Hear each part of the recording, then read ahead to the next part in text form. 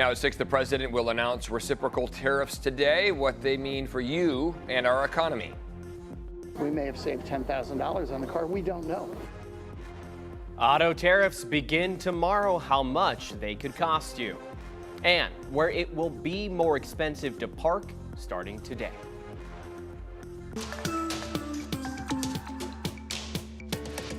You're watching CBS 8 Mornings at 6. Thank you so much for joining us here on this Wednesday, getting halfway through the week. 6 a.m. now, I'm Eric Connert. And I'm Chris Groh. Of course, we have a lot of people wondering how it is that we are going to start our Wednesday and how the weekend is going to look. So for that, Evan? Yeah, I mean, midweek is never too early to start planning for Saturday and Sunday, right? Not in this town. No, I mean, hey, we've been seeing those showers on hand for the last 3 days or so. It's going to go on day 4 by the time we get to tomorrow. That's going to be our duration, really, for these showers to be on hand.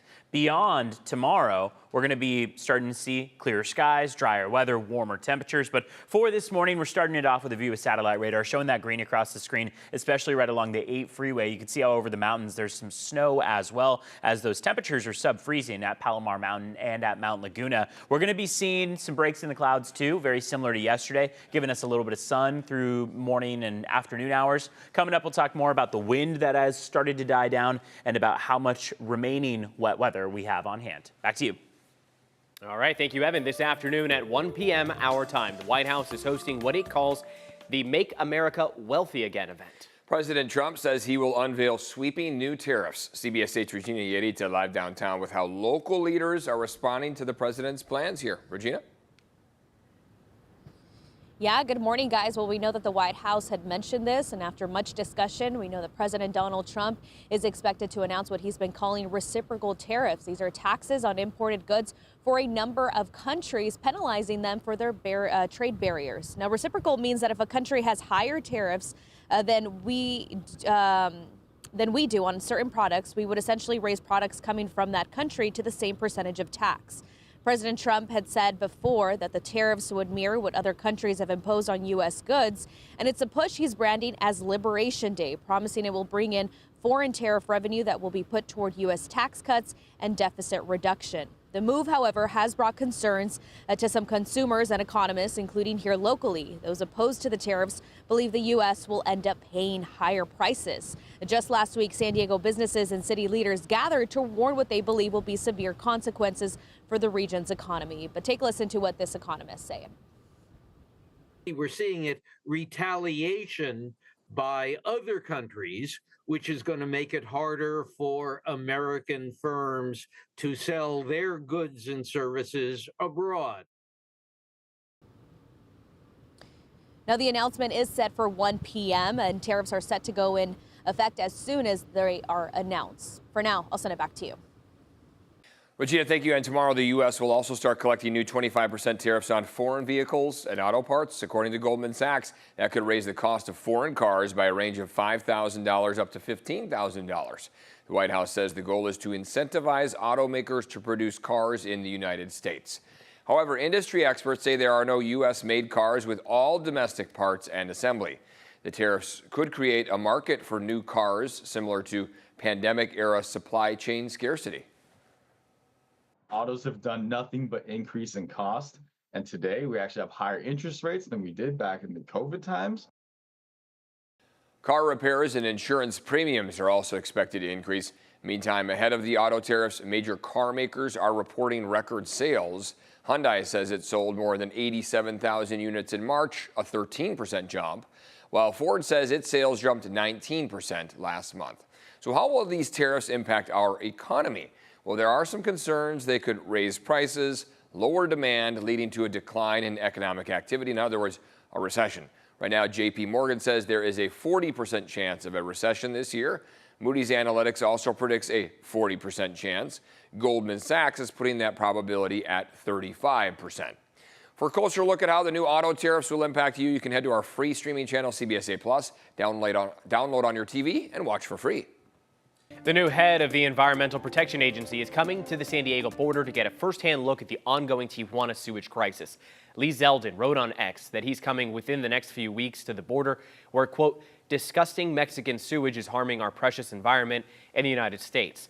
Imperial Beach Mayor Paloma Aguirre has been pushing for the area to be designated a Superfund site to secure federal funding and allow the EPA to clean up hazardous waste. Her request was denied under the Biden administration, but Zeldin has expressed willingness to reconsider. Mayor Aguirre says she welcomes the visit and wrote on social media, quote, "Families here have suffered long enough with closed beaches and contaminated air.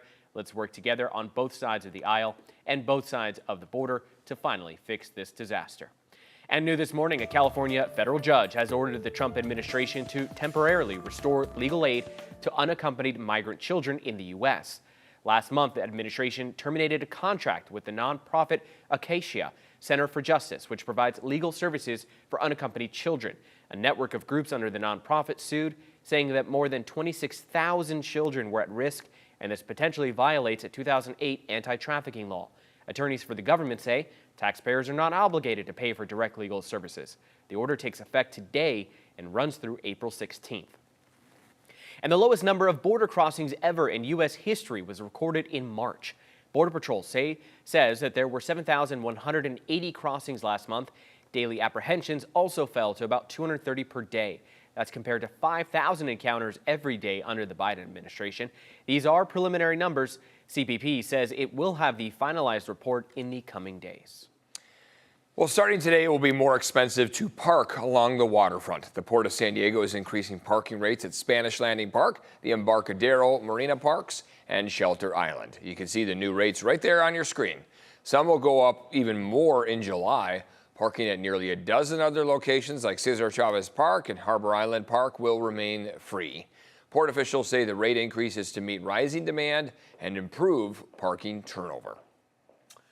All right, here, Evan, Wednesday, we talked about not being too early to plan the weekend. Well, you know, my wallet hates to see a nice forecast coming on the weekend. That's right. I know, right? Yeah. All the local breweries Yeah. are calling my name. Every weekend we get sunshine. I mean, it's spring after all. It is. I know. I mean, it feels like we kind of breezed through most of the winter season. I saw a tweet yesterday that was that 2025 is now 25% over. So Crazy. Yeah, I know. Isn't that wild? Wild to think about. Forecast shows that we're absolutely trending in the direction of spring-like weather.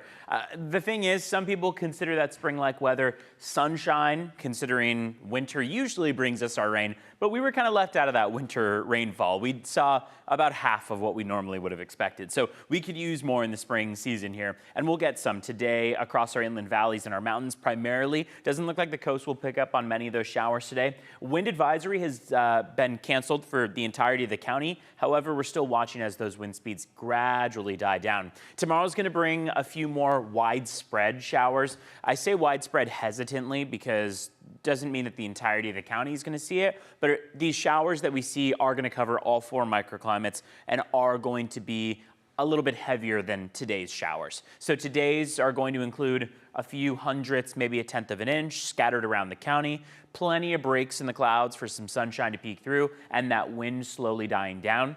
Thursday will pick up in activity, and then everything starts to die down as we get into the weekend, all the way through about the middle of next week. So here's the rest of your Wednesday into Thursday, and then I'll pause it on Friday when we finally come to a close on all this wet weather. And I mean, our totals are not that impressive. Fallbrook, Oceanside, Escondido, Carlsbad, all picking up on maybe an additional tenth of an inch. 2/10 for Del Mar and Poway, 3/10 for Ramona and Alpine. So, hey, I mean, we'll take what we can get, but just going to show what we're talking about out there as far as current conditions go, just those scattered showers, and then things pick up in activity for tomorrow, but still are not all that widespread. This is that live look again. You can still see the trees kind of moving around in the wind, a little bit of fog possible this morning, and some wet roads. So all things to consider as you head out for the morning commute. Let's check in on traffic. There have been a couple things that we do want to take you to. First thing is up on the 15 in Escondido. So we're zooming in on what we have in that area, which is 2 lanes blocked right now. CHP is on scene. Northbound 15 is seeing some congestion, some stop and go traffic at the El Norte Parkway exit. Right now we know one person was taken to the hospital related to this crash, but we don't have any additional information right now as to how it took place. Also want to take you down to the South Bay. We've got a crash on the 94 westbound at the 805. We know this was a big rig versus a vehicle. We are starting to see some improvements in terms of speeds on both the westbound 94 and the 805 northbound. So we'll still keep checking in this morning as CHP remains on scene. Let's take a look at your border wait times too. 105-minute wait at the San Ysidro Port of Entry, 90-minute wait right now at the Otay Mesa Port of Entry.